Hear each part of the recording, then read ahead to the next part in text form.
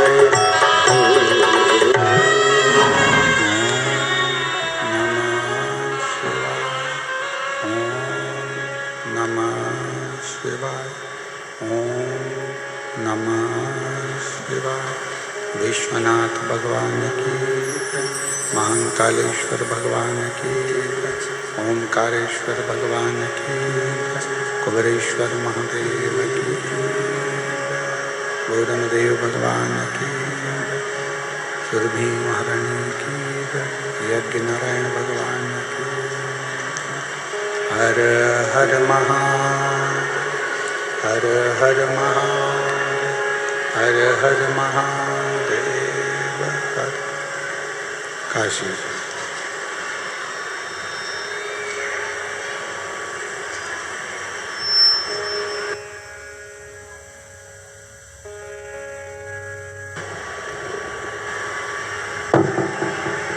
विश्वनाथ ओगड़दानी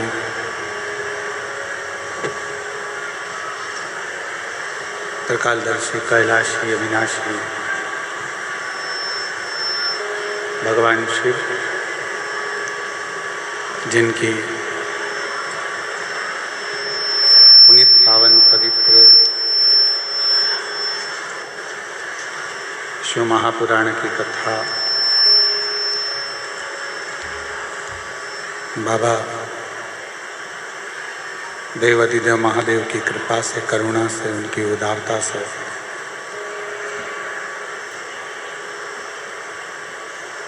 ये पवित्र पावन भूमि कवर्धा कबीरधाम छत्तीसगढ़ के घुंगरी खुर्द ग्राम में 5 दिवसीय शिव महापुराण की कथा बाबा देवाधिदेव महादेव की कृपा से चल रही है। कथा के मुख्य यजमान श्री गणेश प्रसाद तिवारी जी, श्रीमती नेहा तिवारी जी, श्री आशीष तिवारी जी। एक बार यजमान परिवार के लिए जोरदार ताली बजाकर उनका स्वागत, अभिनंदन। जिन्होंने इस पवित्र कथा का लाभ आप और हमको दिया।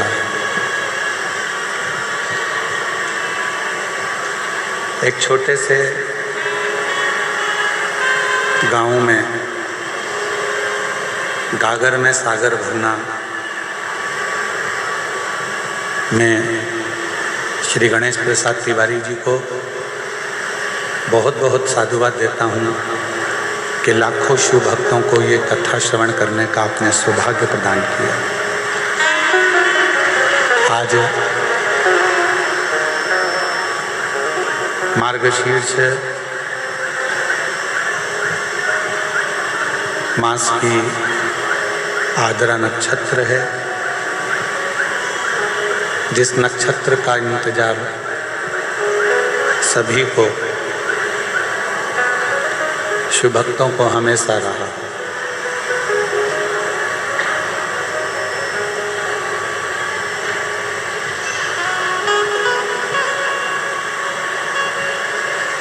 वैसे तो गुरु नानक देव जी अपनी वाणी में हमेशा कहते आए हैं,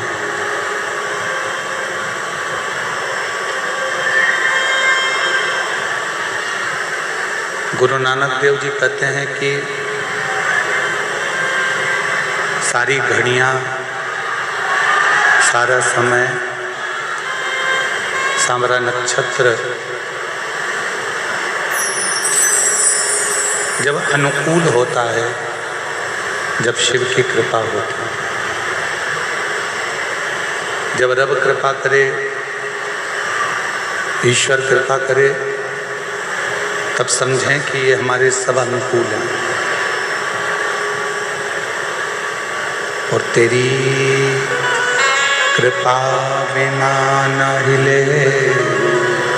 एलईडी चालू करिए, एलईडियाँ चालू नहीं है, पंडाल की एलईडियाँ चालू करिए। लेते हैं श्वास तेरी कृपा से, तनु तनु बखान क्या करूं, राखोगे ढेर का चपटी खजाना हे गंगा मुक्ति ओंकार तू, भोले ओंकार तू, आयो शरण तिहारी, शंभु तार तार तू। बखान क्या करूं मैं, राखोगे ढेर का चपटी बबूत में खजाना कुबेर का। हे गंगा मुक्ति द्वार ओंकार तू, भोले ओंकार तू, आयो शरण तिहारी, शंभु तार तार। शिव कथा कहती है, जैसे कहीं सफर करना है तो आपका आईडी आपके पास होना जरूरी है।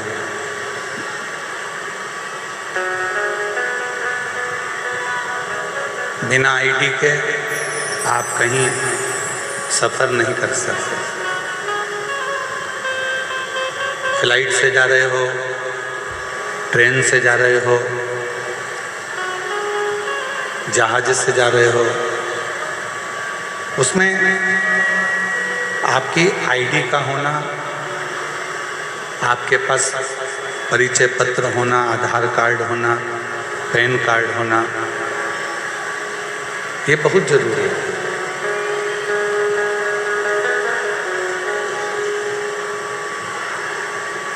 जैसे कहीं लंबा सफ़र करने के लिए जा रहे हो तो परिचय पत्र का होना जरूरी होता है, उसी तरह जब इस संसार सागर से प्राण त्यागते हो, शरीर छोड़ते हो, तो उस परमात्मा का नाम होना भी बहुत जरूरी होता है। उस ईश्वर का नाम होना जरूरी है। और जब तक इस मृत्यु लोक में रहो, इस संसार सागर में रहो, इस भूमि पर रहो, तब तक उस परमात्मा का नाम स्मरण करते रहो।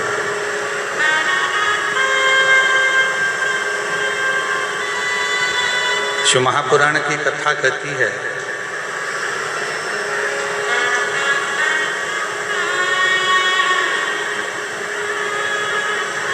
21,600 श्वास प्रतिदिन इस शरीर से निकलती है।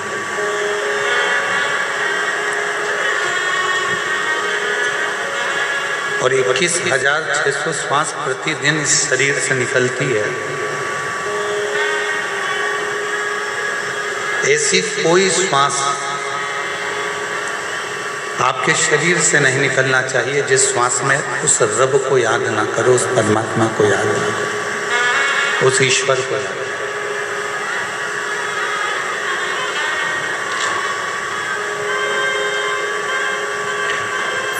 क्यों?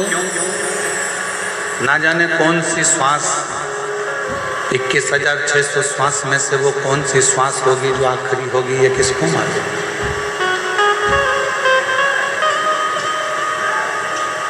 इसका अंदाजा किसी को नहीं। इसलिए श्वास श्वास में ओम रटो और वृथा जन्म मत खोए, ना जाने इस श्वास का फिर आवन होए कि ना हो। इस मानव के देह में, मनुष्य के शरीर में जो 21,600 श्वास रोज प्रतिदिन निकल रही है, 21,600 श्वास रोज चल रही है, 21,600 श्वास जो प्रतिदिन निकल रही है, उन 21,600 श्वास में प्रतिदिन परमात्मा के नाम का स्मरण होना चाहिए। प्रतिदिन।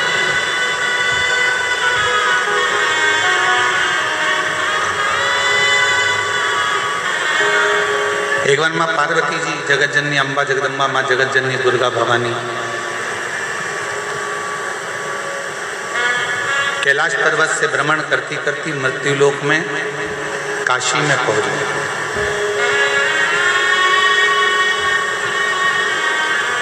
थोड़ा ध्यान देना, आज कथा का चतुर्थ दिवस है। हम जानते हैं कि एलईडियाँ थोड़ी चल नहीं रही हैं, पर कार्यकर्ता लगे हैं, शीघ्र चालू कर देंगे। आप लोग बैठकर कथा का लाभ लीजिए, ये मौका बार बार नहीं मिलेगा।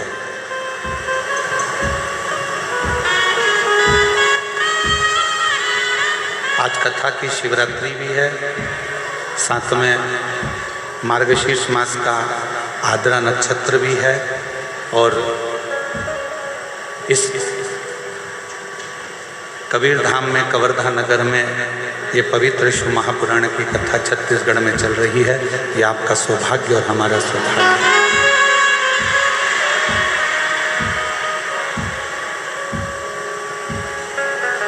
माँ जगत जननी जगदम्बा अम्बा माँ पार्वती जी, माता पार्वती जी भ्रमण करते करते, घूमते घूमते घूमते घूमते काशी प्रदेश पहुंचे।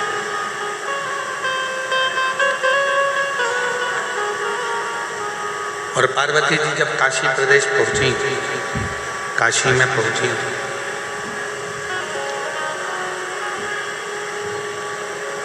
तब माता पार्वती जी कुछ देर माँ गंगा जी के घाट पर बैठ गई।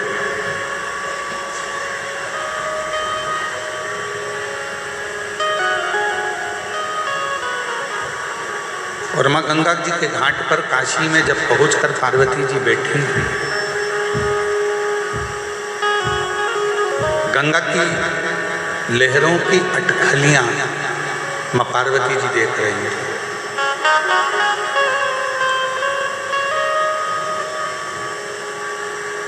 कुछ देर वो गंगा की लहरें उछलती हैं, फिर कुछ देर में शांत हो जाती हैं, फिर कुछ देर में उछलती हैं, फिर शांत हो जाती हैं।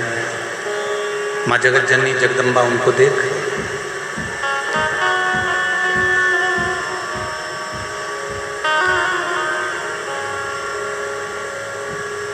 शिव महापुराण की कथा कहती है वो गंगा की जो लहरें उछल रही थी, थोड़ी देर में वो शांत हो गई। कहते हैं जिसने अपनी जिंदगी में बुरा वक्त देखा होता है,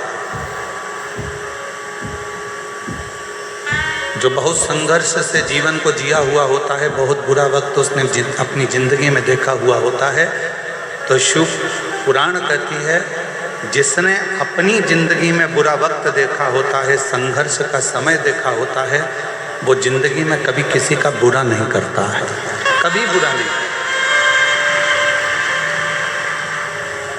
जिसने बुरा वक्त देखा ही नहीं, जिसने संघर्ष किया ही नहीं, वो दूसरे का बुरा करने में लगा रहता है। क्यों? क्योंकि उसके पास पहले का वैभव है, उसके पिताजी छोड़ कर गए, जमीन छोड़ गए, जायदाद छोड़ गए, संपदा छोड़ गए, धन दौलत छोड़ गए, गाड़ी बंगला छोड़ गए, तो वो दूसरे का बुरा करने में लगा है कि इसको मुझे आगे बढ़ने नहीं देना। पर जिसने अपनी जिंदगी का बुरा वक्त देखा, बहुत संघर्ष किया, बहुत बुरा वक्त देखा, बहुत तकलीफ का समय देखा, वो जिंदगी में कभी किसी का बुरा नहीं करता, क्योंकि उसको मालूम है कि मैंने भी अपनी जिंदगी में बहुत बुरा वक्त देखा है और बहुत संघर्ष किया, बहुत संघर्ष किया।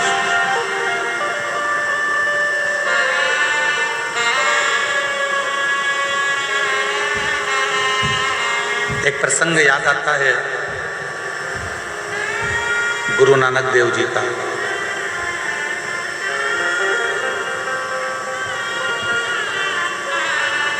गुरु नानक देव जी ने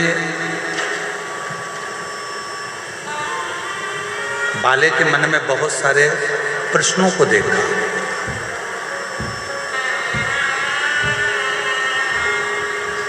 तो बाले ने एक बार गुरु नानक देव जी से कहा, आप कहते हो कि संपूर्ण ब्रह्मांड में, संपूर्ण जगत में वो रब है, वो ईश्वर है, वो परमात्मा है,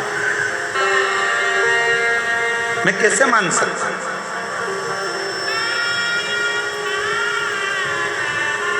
बाले ने कहा गुरु नानक देव जी से, मैं कैसे मानूं कि पूरे संसार में, पूरी जीव में, जल में, थल में, आकाश में, वायु में, चराचर में, सब में रब है, सब में ईश्वर है, सब में परमात्मा है, मैं कैसे मानूं?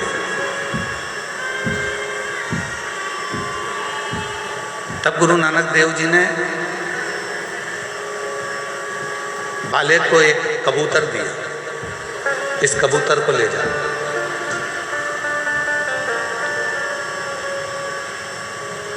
तू कहता है कि सब जगह पर ईश्वर नहीं है, रब नहीं है, परमात्मा नहीं है, तो इस कबूतर के प्राण वहां छोड़ना जहां पर ईश्वर ना, परमात्मा ना। बाले गुरु नानक देव जी को प्रणाम कर कर, नमन कर कर चल दिया, कबूतर ले गया।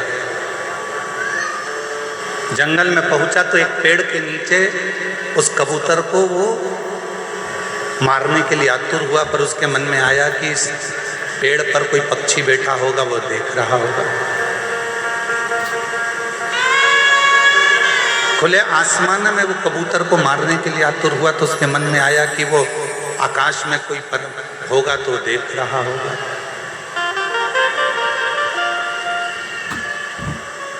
जहां बाले जाता, उसके मन में यह भाव प्रकट हो जाता कि ईश्वर यहाँ भी है, ईश्वर वहाँ भी है, ईश्वर वहाँ भी है, रब यहाँ भी है, रब वहाँ भी है, रब संपूर्ण जगत में है, संपूर्ण तलातल में, रसातल में, वायुचर में, आकाश में, हर जगह पर वही रब, वही ईश्वर दिख रहा है। बाले उस कबूतर को लेकर गुरु नानक देव जी के पास वापिस आ गए। गुरु नानक देव जी बड़े मुस्कुरा कर पूछे, बाले तू तो कह रहा था कि रब सब दूर है ही नहीं, फिर इस कबूतर को तूने मारा क्यों नहीं? बाले ने कबूतर को तो उड़ा दिया और गुरु नानक देव जी के चरण पकड़कर कहा कि गुरु की जो वाणी होती है वो साधारण नहीं होती है।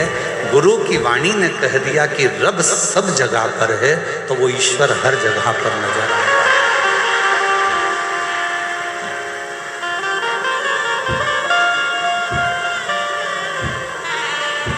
कंकर में शंकर है, जल में शंकर है, आकाश में शंकर है, वायु में शंकर है।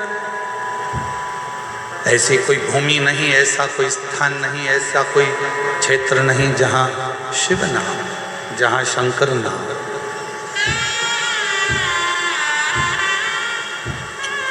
जहां परमात्मा ना हो।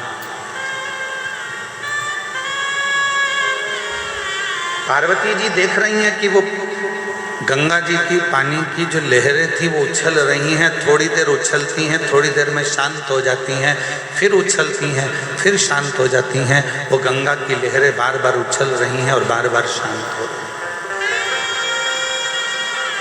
संसार में जितने मनुष्य, इस मृत्यु लोक में जितने मनुष्य जन्म लेते हैं, उस मृत्यु लोक में जितने मनुष्य इस भूमंडल पर इस मृत्यु लोक में जन्म लेते हैं, ऐसा कोई मानव नहीं है जिसके भीतर बहुत सारी उमंगें उत्पन्न नहीं होती।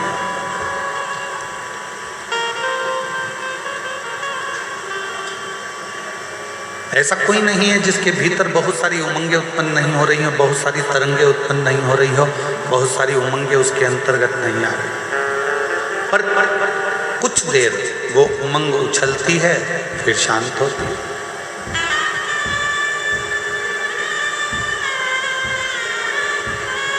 जब माता पार्वती जी बैठी रही, कुछ देर बाद बाबा देव अधिदेव महादेव भगवान शंकर पार्वती जी से मिलने के लिए आए।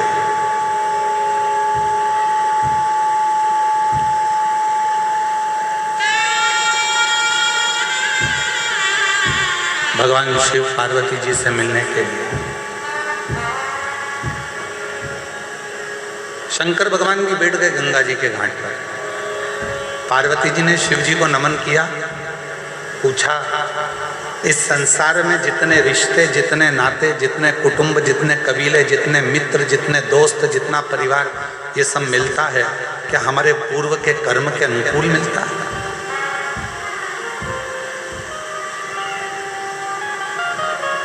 क्या हमारा पूर्व का कोई कर्म हुआ है जिसके अनुसार हमको ये सब मिलते हैं?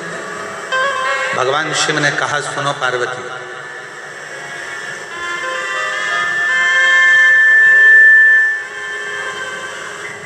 हमारे जीवन में जो भी मिलता है वो 3 कारण से मिलता है।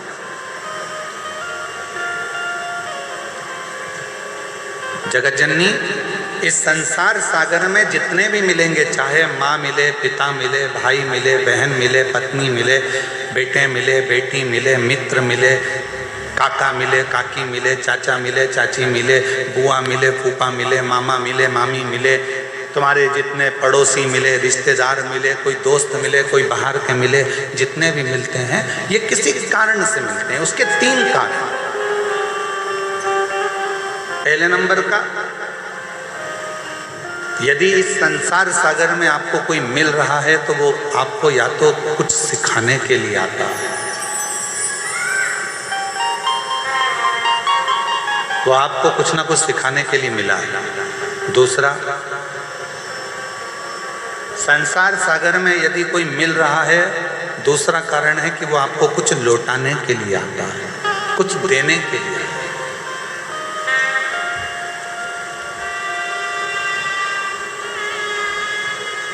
और तीसरा नंबर है, अगर इस संसार सागर में अगर कोई व्यक्ति मिलता है या फिर वो आपने कर्म के अनुसार हमारे पास जो है हमसे ले जाने के लिए आता है, सिखाने के लिए आया, लौटाने के लिए आया या फिर ले जाने के लिए आया।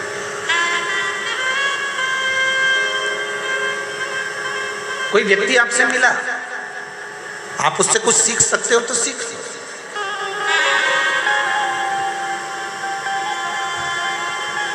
कोई मिला है आपकी जिंदगी में, आप उससे कुछ प्राप्त कर सकते हो तो कर लो।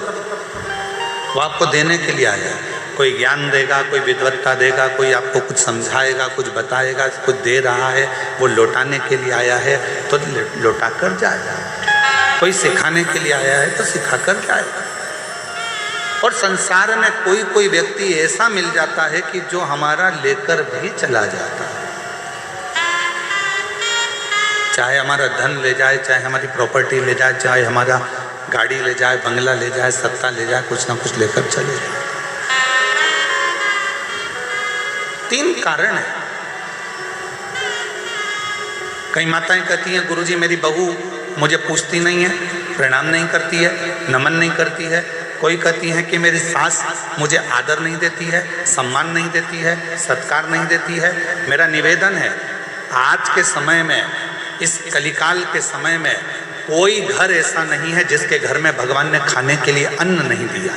भगवान ने सबको अन्न दिया, भगवान ने सबको बुद्धि दी, भगवान ने सबको हाथ पैर दिए, भगवान ने सबको सोचने के लिए विवेक दिया। परमात्मा ने किसी को भूखा नहीं सुलाया, भगवान ने सबकी व्यवस्था करी। पर कलिकाल में धन की मात्रा तो बढ़ती चली गई, संपदा बढ़ती चली गई, गाड़ी बंगले बढ़ते चले गए, प्रॉपर्टी बढ़ती चली गई, गोल्ड बढ़ता चले गया, तुम्हारा वैभव बढ़ता चले गया। पर कलिकाल में एक चीज घटती चली गई, वो आपस का प्रेम धीरे धीरे घटता चले गया, आपस का स्नेह धीरे धीरे घटता चले गया। हमारा और आपका जो प्रेम है वो धीरे धीरे घटता चले गया। पति पत्नी का प्रेम घटा,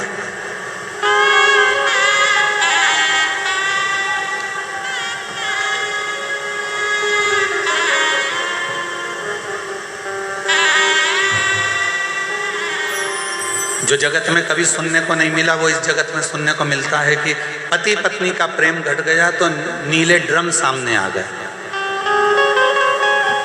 पति पत्नी का प्रेम घट गया तो मालूम पड़े दोनों पति पत्नी घूमने के लिए गए थे और एक का कत्ल हो जाता है। प्रेम घट गया।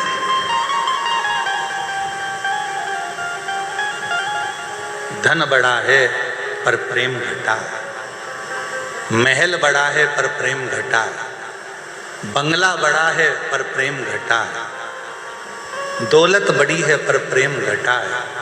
और शिव महापुराण की कथा कहती है, मेरे शंकर भगवान से सीखो कि शिव जी के पास ना तिजोरी थी, शंकर जी के पास ना कोई अलमारी थी, शिव जी के पास ना कोई स्वर्ग जैसा वैभव था। शंकर भगवान तो इसी भूमि पर कैलाश पर रहते थे, जो आता था उसको कुबेर भंडारी भंडार लुटा कर दे देता।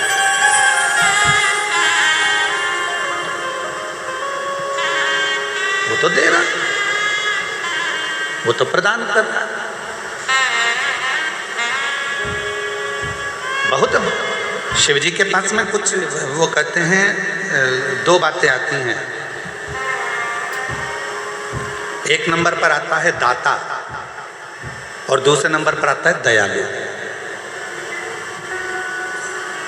मेरी कवर्धा की जीजियों, मेरे जीजाओं, मेरी बेटियों बेटाओं, मेरी माताओं, मेरे बुजुर्ग माता पिता, थोड़ा ध्यान से सुनिएगा। एक नंबर पर आता है दाता और दूसरे नंबर पर आता है दयालु। दोनों में सर्वश्रेष्ठ किसको कहेंगे? जम के बोलो जल्दी से। दाता को श्रेष्ठ कहेंगे कि दयालु को श्रेष्ठ कहेंगे? बोलो बोलो जरा जम के बोलो। दाता श्रेष्ठ है कि दयालु श्रेष्ठ है? दयालु श्रेष्ठ।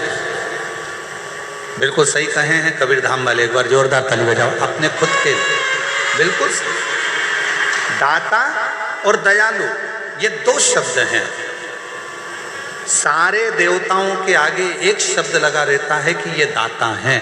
दाता का मतलब है देने वाला, दाता का मतलब है प्रदान करने वाला, दाता का मतलब है जो देता रहता हो, दाता का मतलब है जो तुम्हारी झोली भरता रहता हो, दाता का मतलब है जो तुम्हें देता रहता हो, दाता का मतलब है कि जो अपनी खजाने में से निकाल कर तुमको देता रहता हो, वो दाता कहलाता है। दाता किसको कहते हैं? जिसके पास में है बहुत सारा है, संपदा भरी पड़ी है, बहुत अलमारी भरी पड़ी है, और वो निकाल कर यदि किसी को कुछ दे रहा है वो दाता है। अपने घर में रोटी भर कर डब्बा रखा हुआ है, टिफिन भरा हुआ रखा है, गाय सामने आ गई, आपने 2 रोटी निकाल कर गाय को दे दी, आप दाता हो। कोई मांगने आया, अपनी लाकर में से निकाल कर आपने 1 रुपया 2 रुपया दे दिया, आप दाता हो।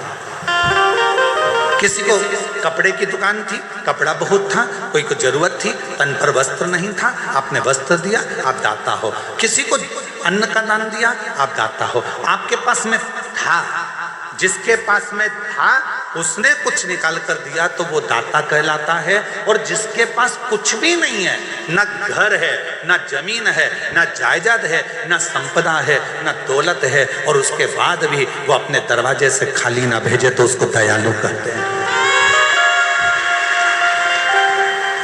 जो अपने दरवाजे से खाली ना भेजे उसको दयालु कहते हैं।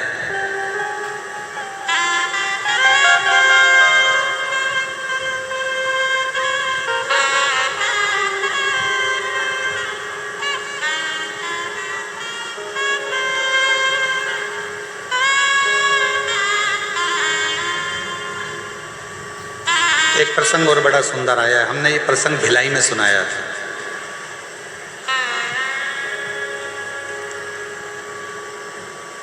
जयंती स्टेडियम में कथा चल रही थी, उस समय पर यह प्रसंग कहा था।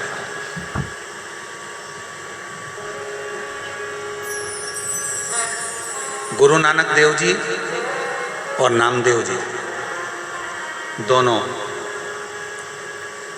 पंजाब की यात्रा करते करते महाराष्ट्र की यात्रा पर पहुंचे।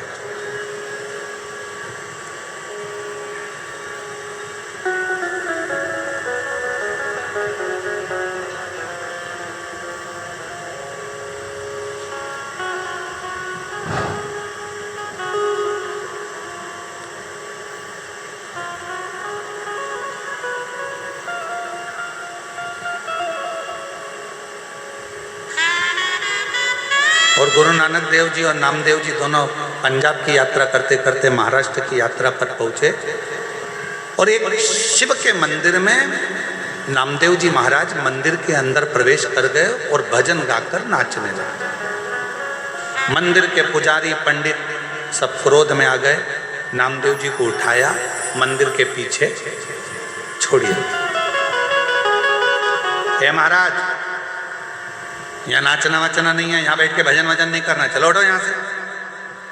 शिव जी के मंदिर से जैसे नामदेव जी को उठाया तो उठाकर मंदिर के पीछे छोड़िया है। गुरु नानक देव जी बड़ी प्रसन्नता के साथ में ईश्वर का स्मरण करते करते वहां पहुंचे, और नामदेव जी की आंख में आंसू देखे। नामदेव, तुम रो रहे हो?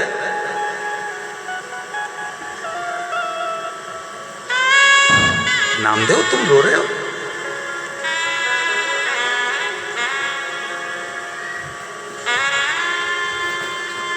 नामदेव जी कहने लगे गुरु नानक देव जी से कि मुझे मंदिर के पीछे पटक दिया, मंदिर से बाहर निकाल दिया।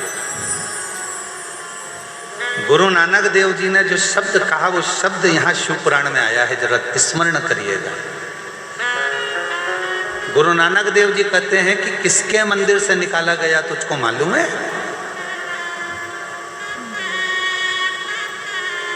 नामदेव, किसके मंदिर से निकाला गया तुझको मालूम है? नामदेव जी कहने लगे शिव के मंदिर से। गुरु नानक देव जी कहते हैं जो अंदर शिव है ना, उसको दयालु कहते हैं। दयालु वो होता है जिसके पास देने के लिए भंडार भरा हुआ नहीं होता तो भी उसके दरवाजे से कोई खाली नहीं जाता, उसको दयालु कहते हैं। शिव जी के पास में कोई तिजोरी नहीं है, शंकर जी के पास कोई अलमारी नहीं है, शंकर जी के पास कोई बैकुंठ जैसा सुख नहीं है, शंकर जी के पास बहुत सारा खजाना नहीं है, शंकर जी के पास में बहुत सारी कोई जमीन जायदाद प्रॉपर्टी धन दौलत संपदा नहीं है, क्योंकि अगर होता और देते तो दाता कहलाते। उनके पास कुछ भी नहीं है, भस्म लपेटे हैं, मृगछाला पहने हैं, गले में सर्प धारण करे हैं, मस्तक पर चंद्र है, गंगा बह रही है, त्रिपुंड धारण करे हैं, उनके पास कुछ भी नहीं है। गुरु नानक देव जी कहते हैं ये दयालु है। और दयालु का मतलब नामदेव जी ने पूछा क्या होता है? तो गुरु नानक देव जी ने कहा जहां बैठे हो, मंदिर के पीछे बैठे हो नामदेव जी, तो मंदिर के पीछे उस परमात्मा को याद करना प्रारंभ करो। अगर दयालु कृपा करेगा तो मंदिर का गेट भी बदल देगा, और वो मंदिर का गेट बदल देगा। आज भी भारत की भूमि पर एक शंकर जी का मंदिर ऐसा है जो गुरु नानक देव जी महाराज के कहने पर, नामदेव जी की अविरल भक्ति पर, और गुरु नानक देव जी ने कहा वो दयालु अगर है तो वो गेट भी बदल देगा। इसलिए भारत की भूमि पर महाराष्ट्र में आज भी औंढा नागनाथ का मंदिर ऐसा है जो भगवान के लिए उल्टा कर दिया। शिव जी ने उस मंदिर का गेट ही बदल दिया गुरु नानक देव जी और नामदेव जी की अविरल भक्ति के लिए।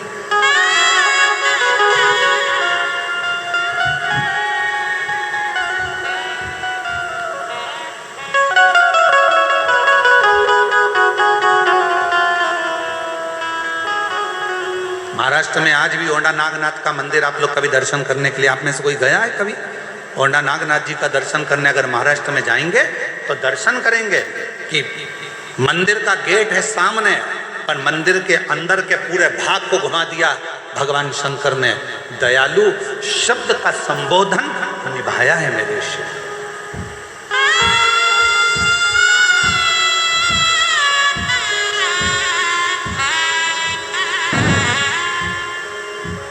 इसलिए औंढा नागनाथ जी में शंकर जी का मंदिर और गुरुद्वारा दोनों आमने सामने हैं, दोनों आमने सामने।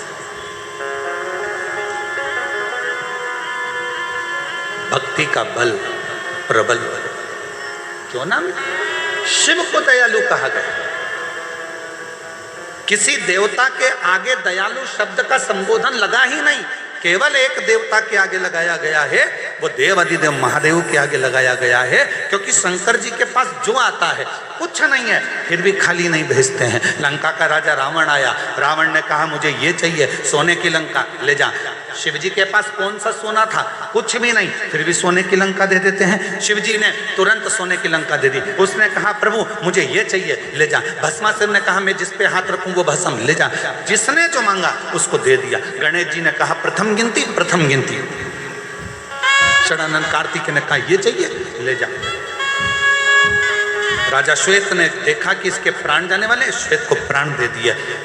मार्कंडे बाबा को उम्र दे। ये सब शिव दे सकता, शंकर दे सकता।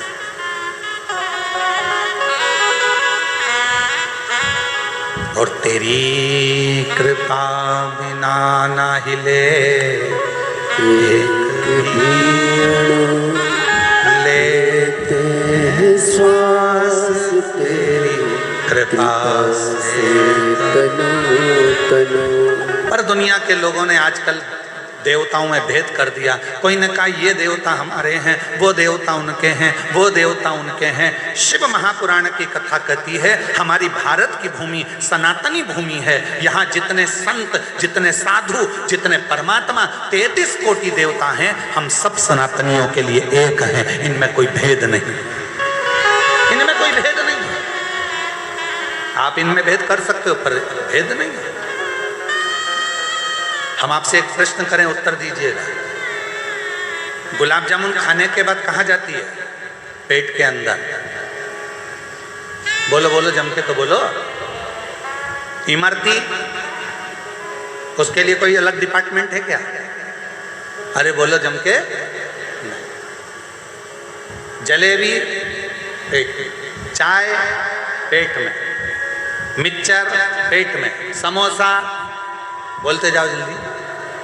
अब किसी डॉक्टर से जाके पूछना क्यों साहब हम समोसा खाते हैं वो अलग जाता है क्या कहीं? गुलाब जामुन खाते हैं वो अलग जाती है क्या कहीं? इमरती कहीं अलग जाती है क्या?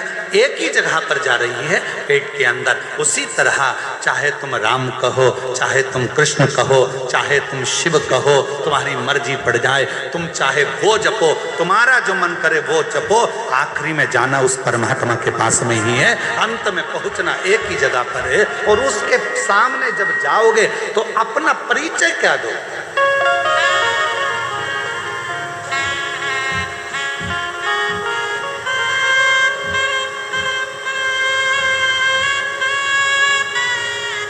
जाना वही है। तुझ में राम, मुझ में राम, सब में राम समाया है। जित देखो उत राम की ही माया है। सब में राम समाया। आप जहाँ देखोगे परमात्मा को ढूंढने का प्रयास करिए। शिव महापुराण की कथा कहती है, माँ गंगा के तट पर माता पार्वती जी शिव जी की साक्षी में कहती हैं कि 3 कारणों से संसार के लोग मिलते हैं। एक वो है जो सिखाने आता है, दूसरा वो है जो लौटाने आता है, और तीसरा वो है जो ले जाने आता है। हमें जो मिल रहा है वो 3 कारणों से मिल रहा है। कुछ देने आया है, कुछ लेने आया है, कुछ सिखाने आया है। तो आप उस व्यक्ति से ऐसे मिलो कि ये हमको कुछ सिखाएगा। बचकर रहना, कहीं कुछ ले जाएगा।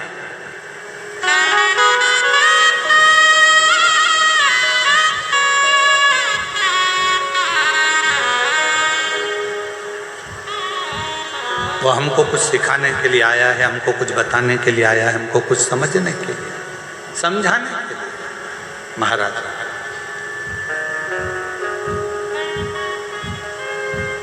आज एक बात कहना चाहते हैं आप लोगों को आद्रा नक्षत्र के इस अवसर पर।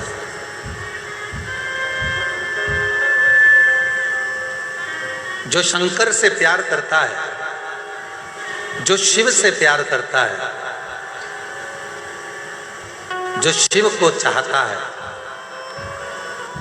फिर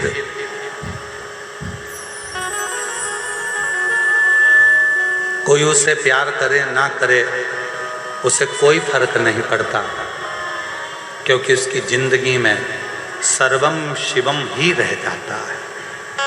मेरे जीवन में केवल एक शिव तत्व ही रह जाता है। शिव, सर्वम शिवम, इसके सिवा कुछ नहीं। शिव ही मेरा सब कुछ। और भटक लो, तुम्हें जहां जहां भटकना है, संसार के लोग भटक लो।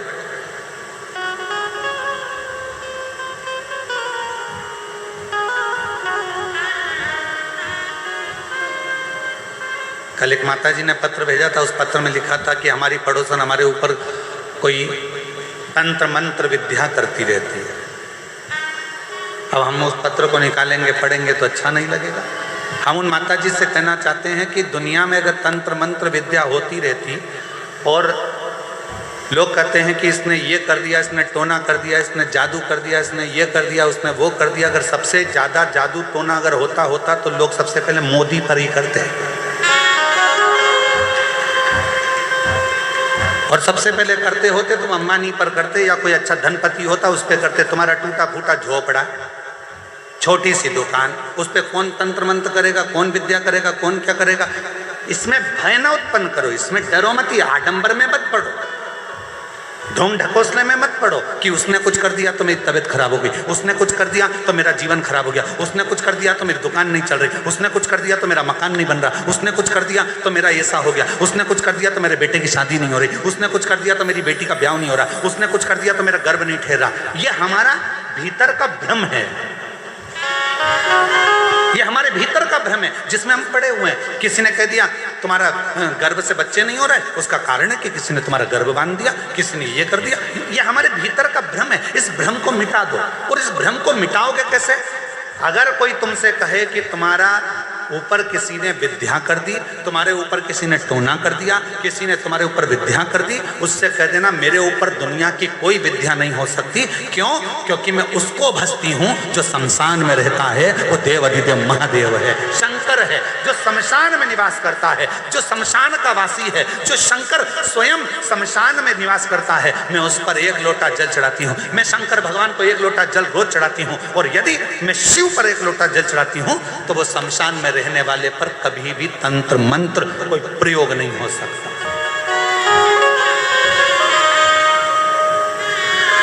क्यों भय खाना, क्यों डरना? एक पत्र है, अच्छा है, देखिए।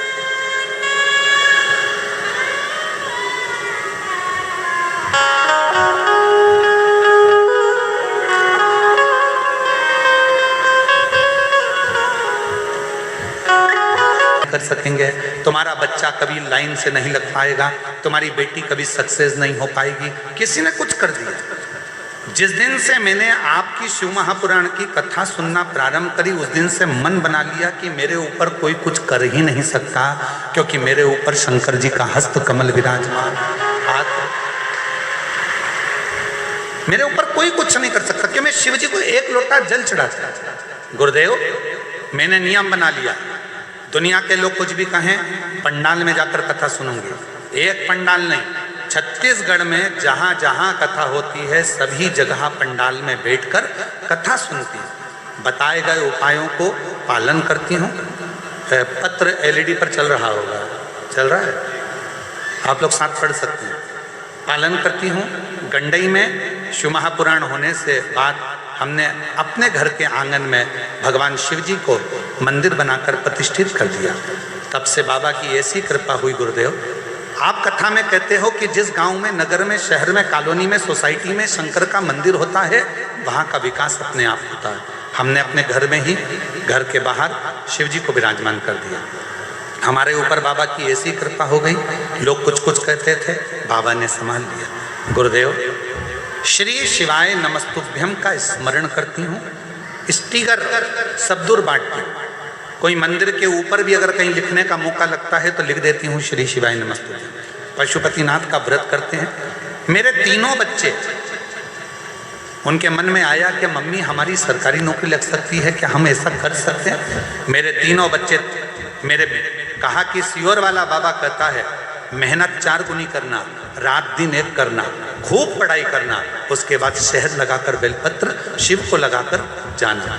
बाबा को मैं धन्यवाद देती हूँ। गुरुदेव, आज मेरा पुत्र गजेंद्र साहू सन 2023 में नीट पास कर लिया और MBBS जोधपुर AMS में सिलेक्शन हो गया। गुरुदेव, लगातार 2 साल तक मेरा बेटा कांवड़ भरने के लिए सीहोर जाता रहा।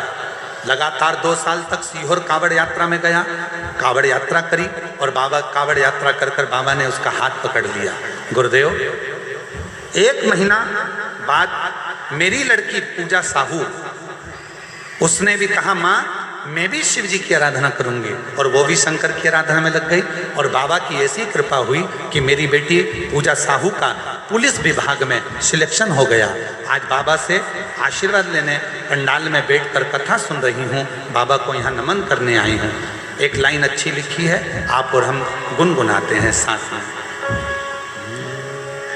खाली ना जाता कोई दर से तुम्हारे, खाली ना जाता कोई दर से तुम्हारे, मैं भी खड़ी हूँ नन्ही बाहें पसार अपने हृदय।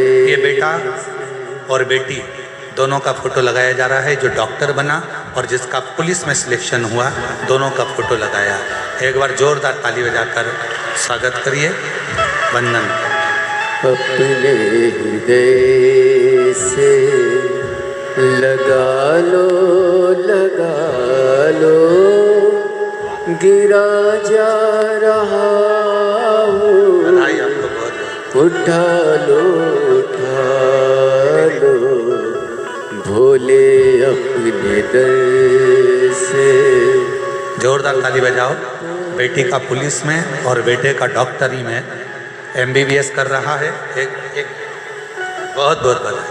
भोले अपने दर से अब तो न टालो, गिरा जा रहा हूँ, उठा लो।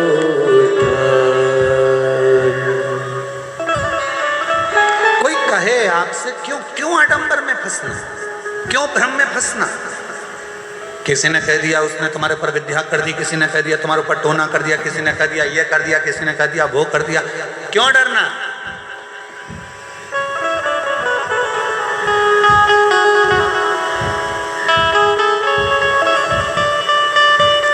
और जिसके सिर वो पर तेरा हाथ प्रभु, सो दुख काहे का होवे प्रभु, सो दुख काहे का होवे प्रभु। जिसके सिर ऊपर तेरा हाथ प्रभु, सो काहे का होवे प्रभु, सो दुख काहे का। कल एक भजन में लाइन गाई थी, मेरा बाबा भोलेनाथ जिसके सिर पे रख दे न्यारे के न्यारे नंदी पे बैठ कर। आप लोग बोलो जरा एक बार अच्छे से, मेरा बाबा।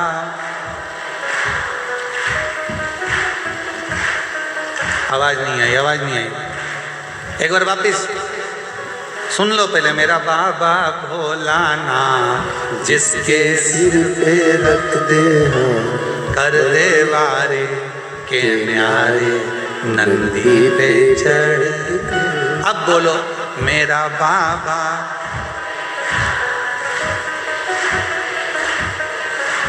कर दे वारे के न्यारे नंदी पे चढ़ के। मेरा बाबा भोला जिसके सिर पर रख दे कर दे वारे के न्यारे नंदी पे बैठ कर। जो दिल से पुकार, आप उस ईश्वर को, आप उस परमात्मा को दिल से, कोई आडंबर नहीं, कोई दिखावा नहीं, कोई विचार नहीं करना कि कोई ने टोना करा, कि टोटका करा, कि दुकान बंद कर दी, कि घर बंद कर दिया, कि शादी नहीं होने दिया, कि बच्चे नहीं होने। कुछ मत करो, तुम तो एक काम करो, भ्रम से हटो, अपने गलत सोच को हटाओ, घर में से एक लोटा पानी भरो, शंकर जी के मंदिर में चढ़ाना प्रारंभ करो, दुनिया के सारे दुख मिट जाए, दुनिया के सारे कष्ट। एक पत्र है, अच्छा है, वापिस सुनो, अच्छा पत्र।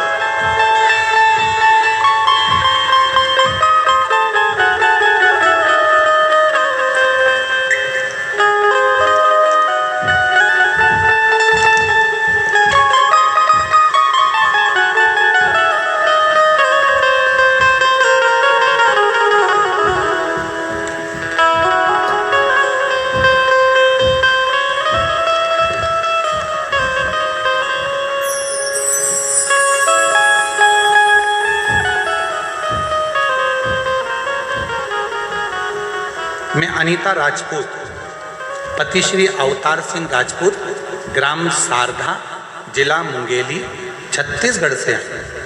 कहीं बैठी हो तो हाथ हिला सकती हैं। अनीता राजपूत, पति श्री अवतार सिंह राजपूत, ग्राम सारधा, जिला मुंगेली, छत्तीसगढ़ से हैं। कहीं बैठी हो तो हाथ हिला सकती हैं, और आई हों तो एक बेलपत्र लेने के लिए व्यासपीठ पर आ सकती हैं। दिख रही हैं? आए हैं? अच्छा।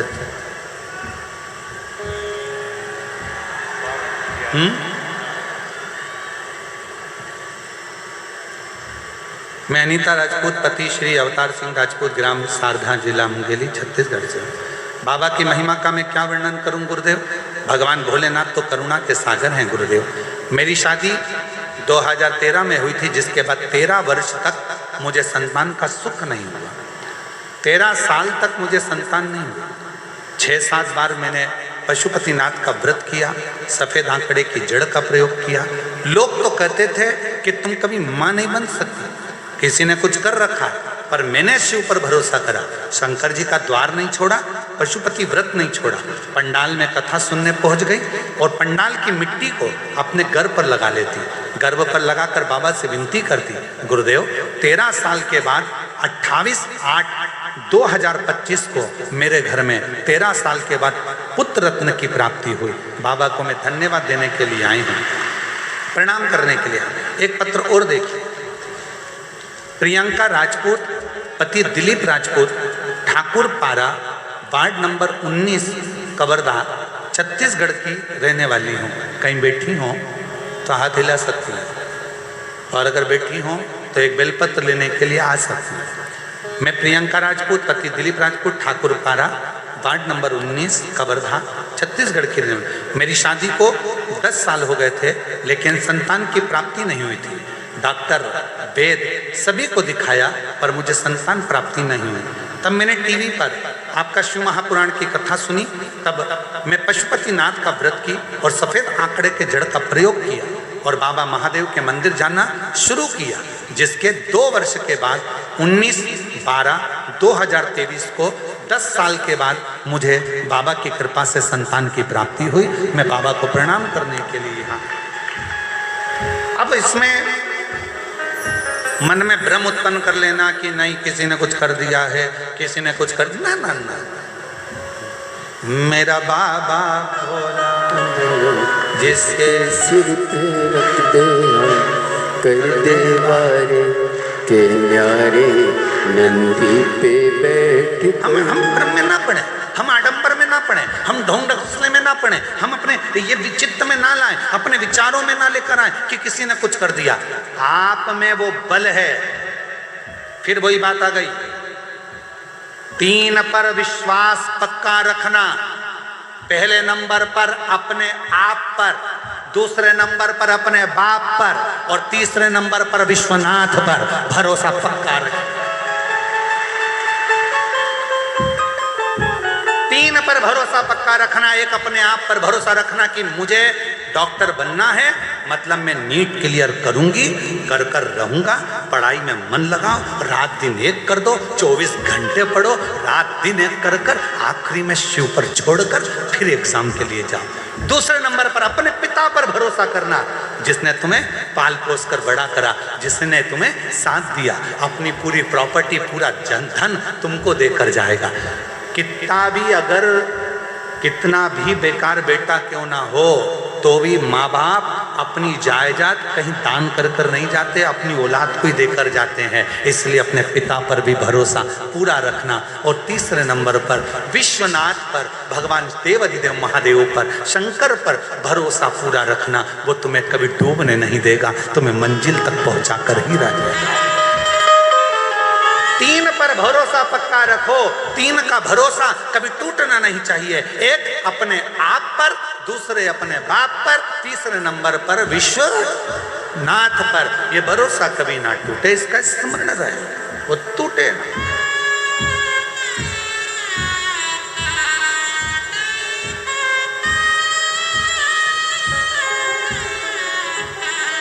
आप लाखों की संख्या में आए हो। कल हमको आशीष तिवारी जी कह रहे थे, हमने पूछा क्यों भैया ये घुंगरी खुर्द में कथा चल रही है, यहाँ कितने लोगों की बस्ती है? तो कहा गुरुजी 1200 से 1300 लोगों का गांव है। केवल 1200 लोग इस गांव में बस्ती में रहते हैं, 1200 से 1300। अब हमने मन में विचार करा 1200-1300 लोगों की बस्ती, और उसमें आज की स्थिति अगर देखी जाए, आप सब टीवी पर देख रहे होंगे भीड़ को, भक्तों के सैलाब को, तो लगभग 1.5 से 2 लाख भक्त इस छोटे से गांव में आए हुए।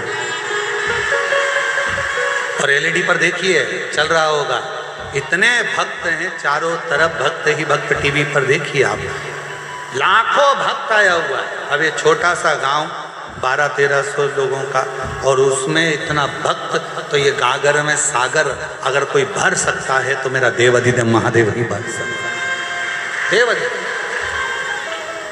और मैं साथ में यहाँ पर पूरी पुलिस प्रशासन को इसके लिए धन्यवाद दूंगा, पूरी प्रशासन को, कवर्धा क्षेत्र के कलेक्टर महोदय, SP, IG, commissioner, DSP, SP, यहाँ के तहसीलदार, यहाँ के टीआई, यहाँ के जितने भी पदाधिकारी गण, एसडीएम आदि, सबको धन्यवाद दूंगा कि इतने छोटे से गांव में इतनी लाखों की भीड़ को आपने बहुत अच्छी तरह से संभाल कर इस पवित्र कथा का लाभ दिलाया।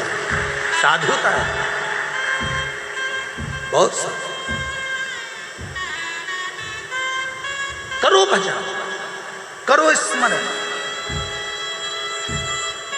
उस पर विश्वास करना, टूटने नहीं दे। शिवजी ने कहा पार्वती जी से, पार्वती जी 3 कारणों से लोगों का मिलना होता है, या तो वो सिखाने आते हैं, या कुछ देने आते हैं, या कुछ लेने आते हैं। एक संबंध बना, दोस्त बना, एक परिवार बना, एक नाते रिश्ते बने, कुटुंब कबीले बने, ये कहीं ना कहीं हमारे पूर्व के कर्म के, हमारा पूर्व कर्म। इसलिए निवेदन आज आप सबसे फिर करते हैं कि मत बुरे कर्म कर बंदे, वरना पछताएगा। भगवान की आंखों से तू बच नहीं पाएगा, तू बच नहीं पाएगा।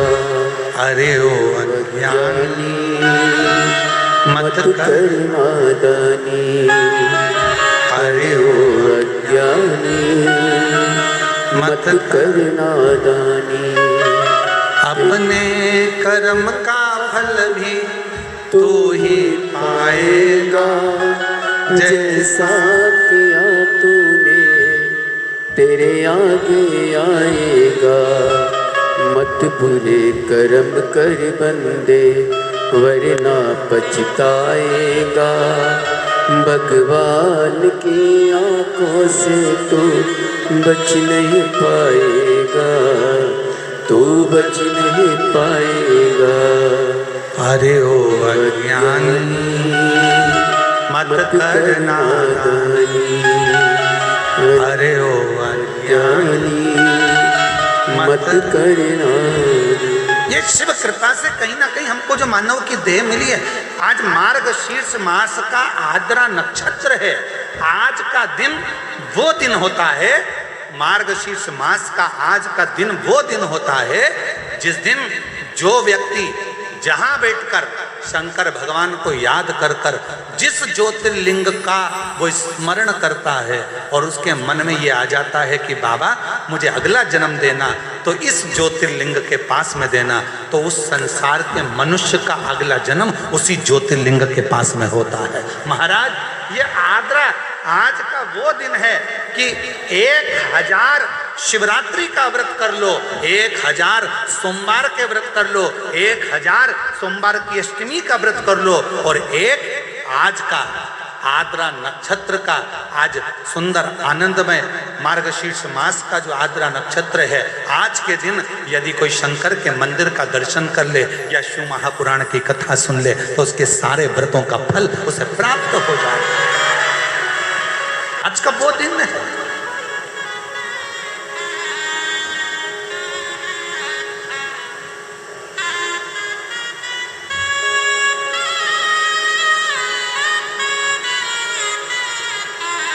इसलिए छत्तीसगढ़िया जय जोहार। तो ये जीवन का एक सुख है, जीवन का एक आनंद है। हर हर बोल बम का नारा है, श्री शिवाय सारी समस्या का हल। बस एक लोटा जल चढ़ाओ, पर एक लोटे जल से तुम किसी को डराओ मत ही हो।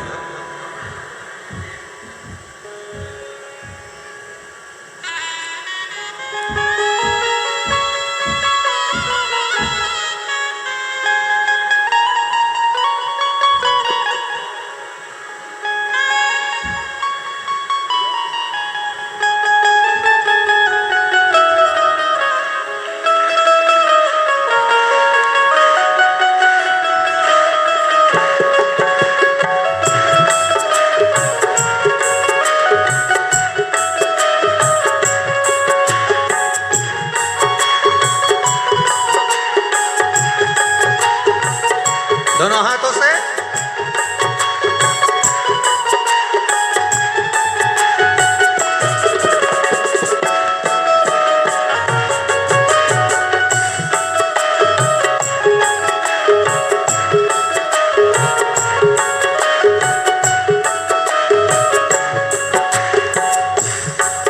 अपनी किस्मत का ताला अपनी किस्मत का ताला तुम खोलते चलो। श्री शिवाय नमस्तुभ्यं तुम बोलते चलो। श्री शिवाय नमस्तुभ्यं तुम बोलते चलो। अपनी किस्मत का ताला हो अपनी किस्मत का ताला हो अपनी किस्मत का ताला तुम खोलते चलो। श्री शिवाय नमस्तुभ्यं तुम बोलते चलो। श्री शिवाय नमस्तुभ्यं तुम बोलते चलो। बड़े भाव से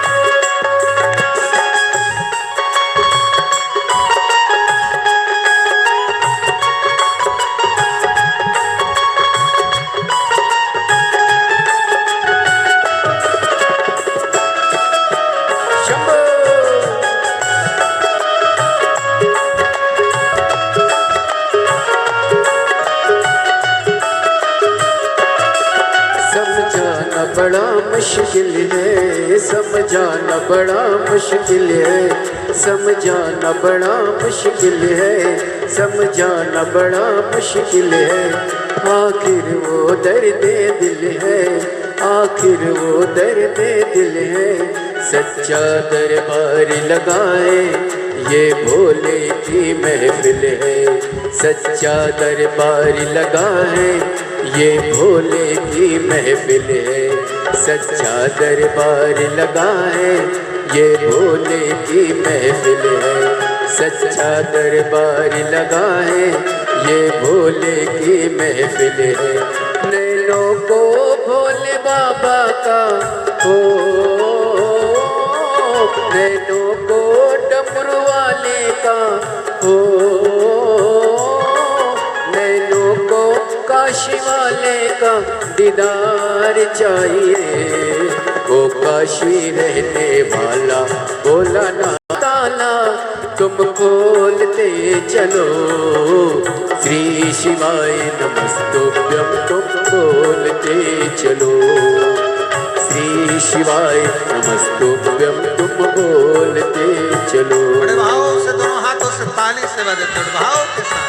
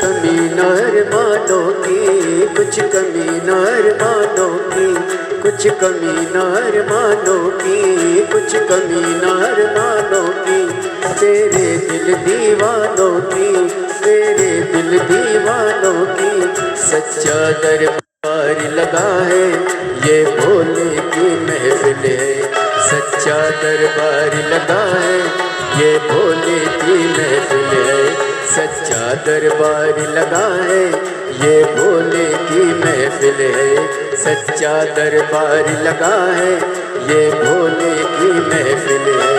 नैनों को भोले बाबा का हो, नैनों को डमरू वाले का हो, नैनों को काशी वाले का दीदार चाहिए, ओ काशी रहने वाला भोलानाथ चाहिए, ओ काशी रहने वाला भोलानाथ चाहिए। नैनों को काशी वाले का, नैनों को डमरू वाले का, नैनों को काशी वाले का दीदार चाहिए, ओ काशी रहने वाला भोलानाथ चाहिए, ओ काशी रहने वाला भोलानाथ चाहिए।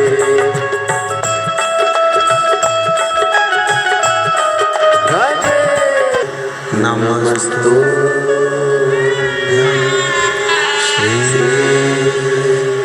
शिवाय, नमस्तु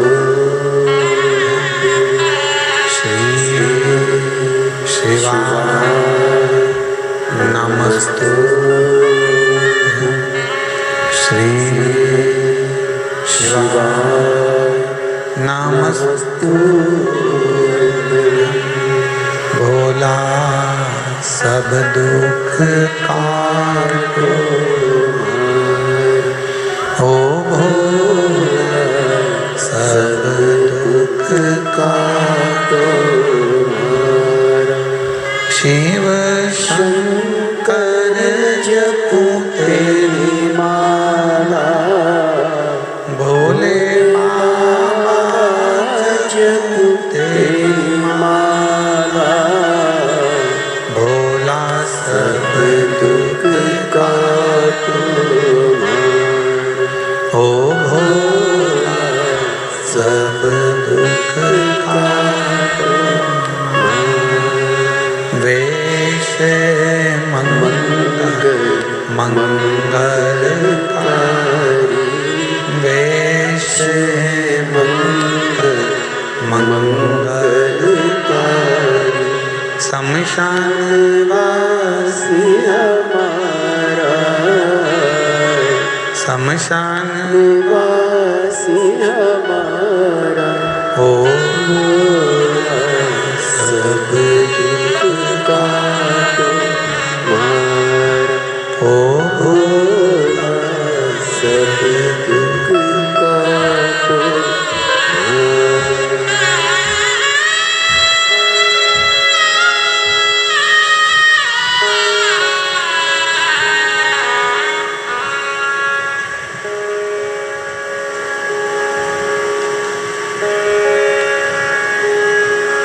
बाबा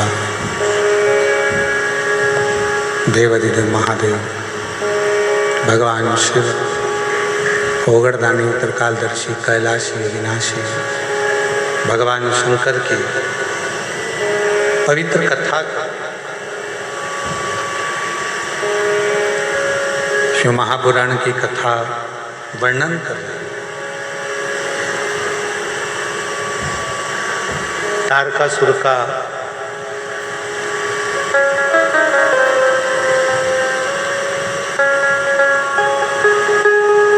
तीन पुत्र हैं तारकासुर।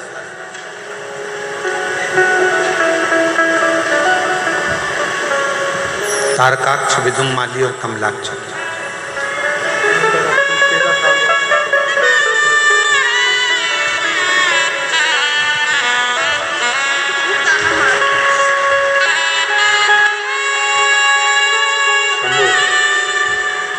13 वर्ष के बाद हुआ है। एक बार जोरदार ताली बजाकर स्वागत करिए।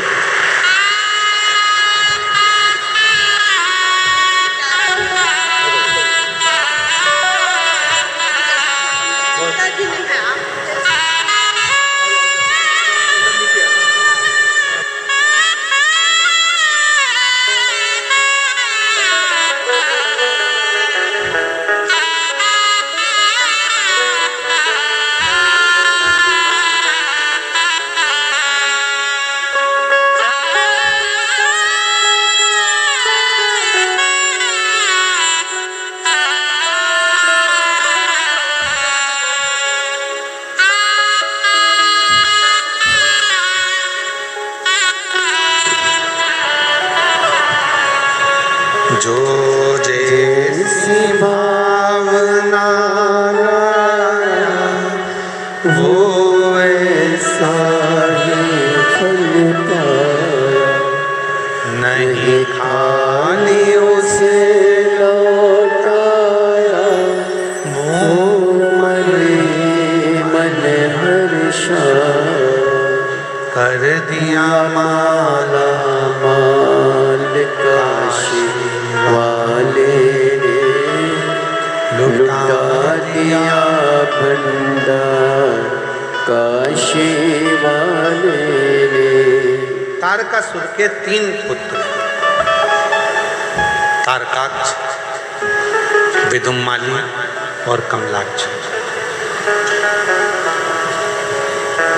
बहुत सावधानी से कथा सुनिएगा। आज का दिन आपके लिए बहुत शुभ है, क्योंकि आर्द्रा नक्षत्र और मार्गशीर्ष मास कथा का शिवरात्रि का अवसर। बहुत सावधानी से सुनो।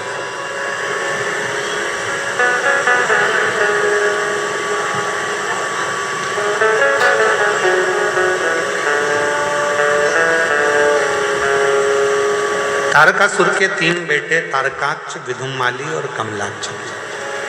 3। जब तारकासुर चला गया, प्राण छूट गया,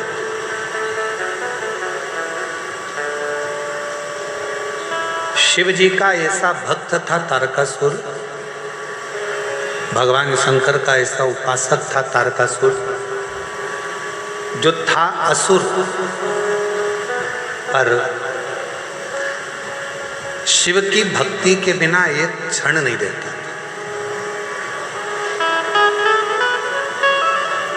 और हमने पहले भी कथा में कहा, फिर कह रहा है, 33 कोटि देवता में केवल एक देव अधिदेव महादेव ऐसे हैं जिनका कोई दुश्मन नहीं।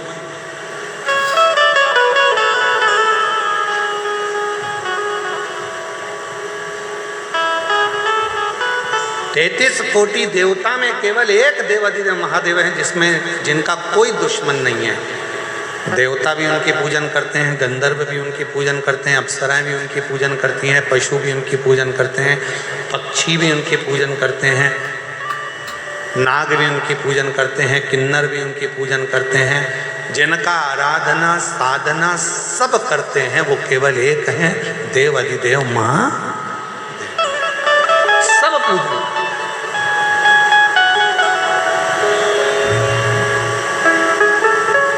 और जिसने भी भजा उसको मिला।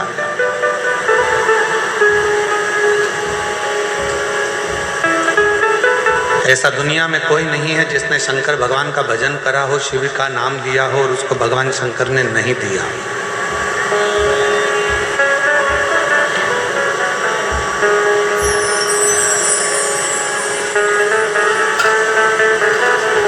जिसने भजा है उसको मिला।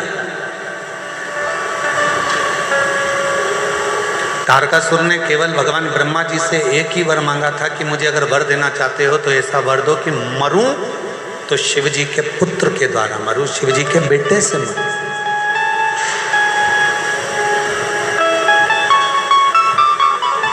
यदि मेरे प्राण जाएं तो शंकर भगवान का बेटा मुझे मारे, इससे ज्यादा कुछ। क्यों? क्योंकि तारकासुर ये जानता था कि शंकर भगवान ने अखंड समाधि लगा ली है, माता सती के जाने के बाद शिवजी अखंड समाधि में डूब गए हैं, वो विवाह नहीं करना चाहते, शादी नहीं करना चाहते। तो उनके मन में आया अगर शिव विवाह नहीं करेंगे तो मेरी साधना तो अधूरी रह गई।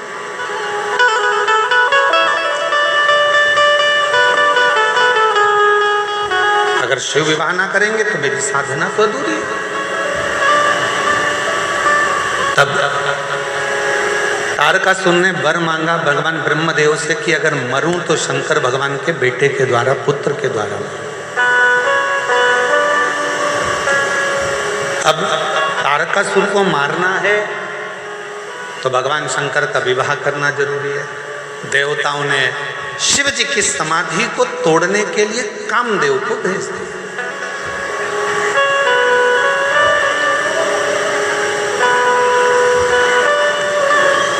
अब शास्त्र कहता है कि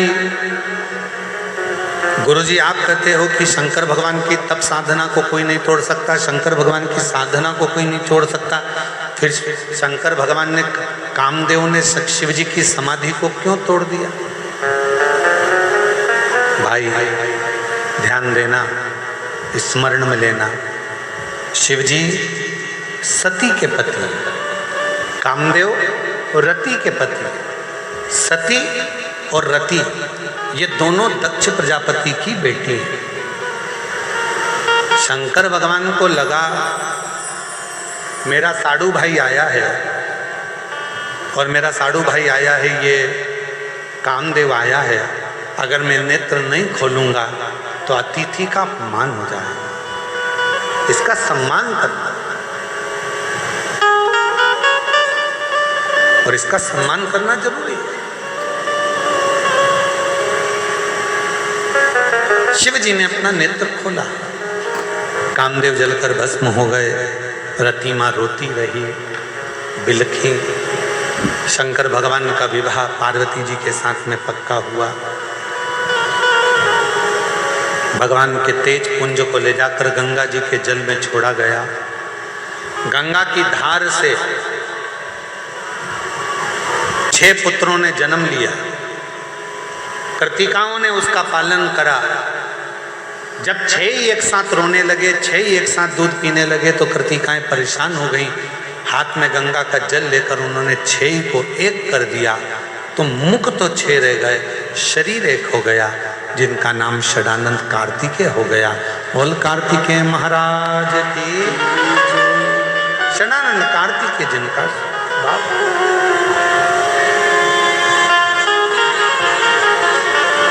अब यही कार्तिकेय बाबा जब तारकासुर को मारने के लिए जाते हैं,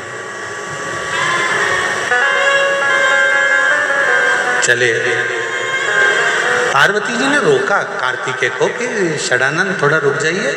षडानंद ने कहा माँ किस लिए? कहा कार्तिकेय, जिस तारकासुर को तुम मारने के लिए जा रहे हो उस तारकासुर के हृदय में तुम्हारे पिताजी भगवान शंकर बसते हैं। हमने कल भी कहा था, आज फिर कहते हैं, जिसके हृदय में शिव बसा हो, जो भगवान शंकर की आराधना करता हो, साधना करता हो, उपास करता हो, शिव के भक्ति में जो डूबा रहता हो, शिव साधना में जो डूबा रहता हो, आप सबसे निवेदन है, प्रार्थना है, प्रयास करना कि शिव भक्त के मन को कभी मत दुखा, शिव भक्त के मन को कभी ना दुखा, कभी।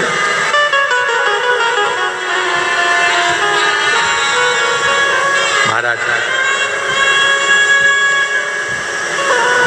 जब हम आराधना करते हैं, साधना करते हैं, भक्ति करते हैं, भजन करते हैं, स्मरण करते हैं, तो इस बात का हमको स्मरण करना चाहिए।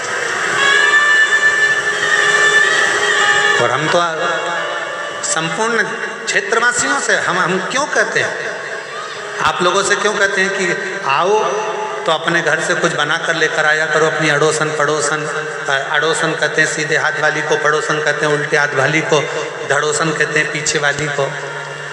तो प्रयास करा करो कि अपने घर से कुछ बना कर लाई, या टॉफ़ी लाई, या बिस्कुट लाई, या कोई सामान लाई, या पानी लाई, तो थोड़ा थोड़ा थोड़ा थोड़ा सबको देने का प्रयास करा करो, उनका मुख झूठा कराने का प्रयास करो, प्रयास।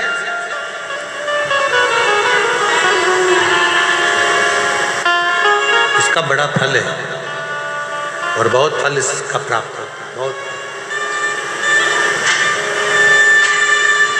महाराज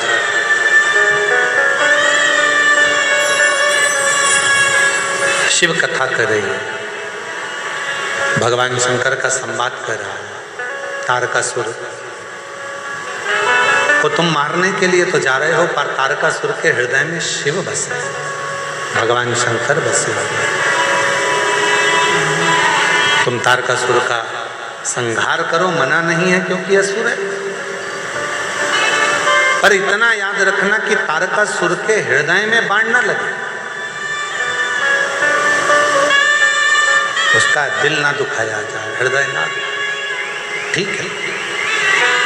गए षडानंद कार्तिकेय जी महाराज, और षडानंद कार्तिकेय जी महाराज का तारकासुर के साथ में युद्ध प्रारंभ हुआ। शंभु शंभु शंभु, तारकासुर के साथ में युद्ध प्रारंभ हुआ।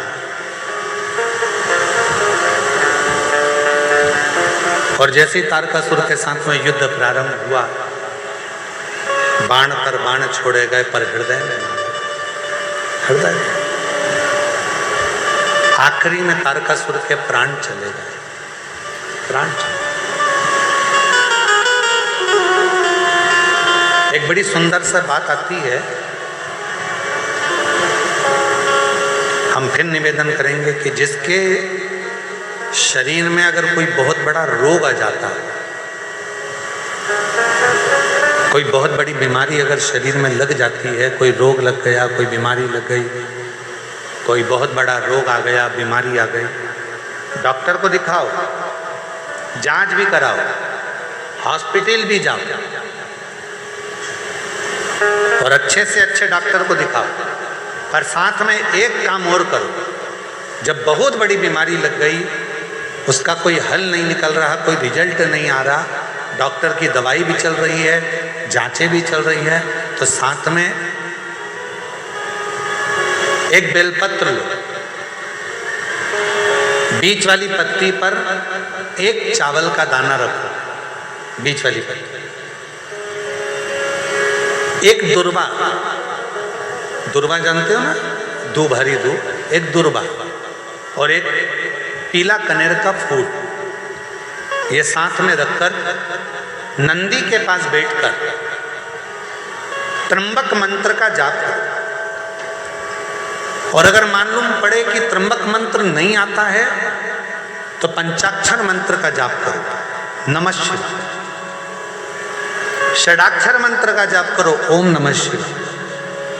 और वो भी नहीं ले सकते तो नंदी के पास बैठकर श्री शिवाय नमस्तुभ्यम बोलकर अपने मन का भाव कहकर, बाबा बहुत रोग से ग्रसित हूँ, मेरे महाकाल राजा, मेरे बाबा केदारनाथ, मेरे बाबा अमरनाथ, हे मेरे बाबा कृष्णेश्वर नाथ, कृपा करो, रोग से मुक्त करो। बाबा से प्रार्थना कर कर जो चावल, बेलपत्र, दुर्वा, कनेर का पुष्प है वो शिव जी के ऊपर समर्पित कर दो।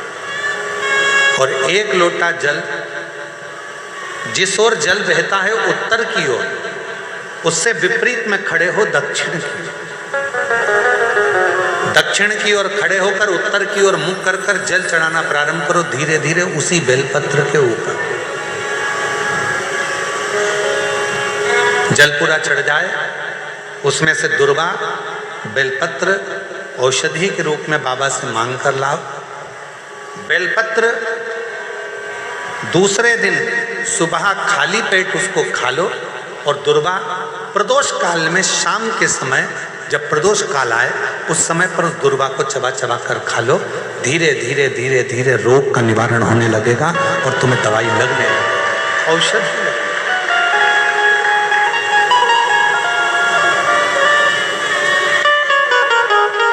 पत्र अच्छा है, देखो, शंभु शंभु शंभु।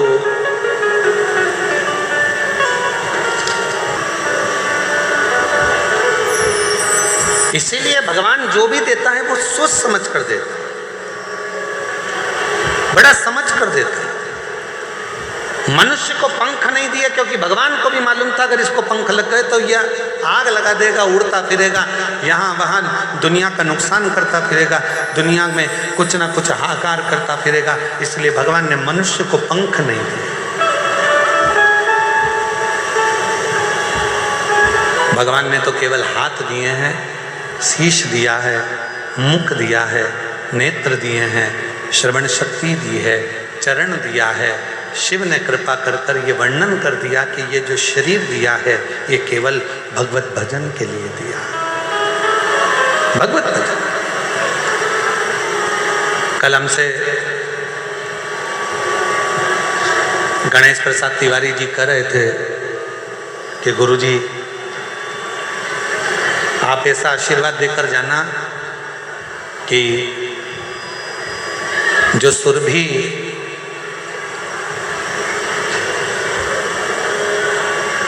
माहेश्वर महादेव का जो मंदिर हम बना रहे हैं,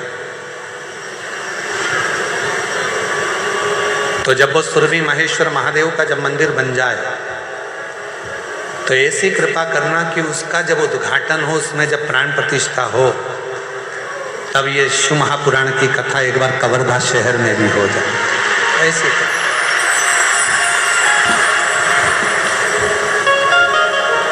तो हमने तिवारी जी से कहा, गणेश प्रसाद तिवारी जी से, आप सुरभि माहेश्वर महादेव का मंदिर बनाओ और माँ सुरभि पर छोड़ दो और सुरभि माहेश्वर पर छोड़ दो। फिर उसकी जब मर्जी होगी, साल 2 साल में जब मंदिर पूरा कंप्लीट हो जाएगा और प्राण प्रतिष्ठा होगी, तो जब मेरे महादेव को अगर कृपा करना होगी और इतने शिव भक्तों पर करुणा करना होगी तो बाबा इस शिव पुराण को फिर वापस लेकर आ जाए, फिर वापस। और हम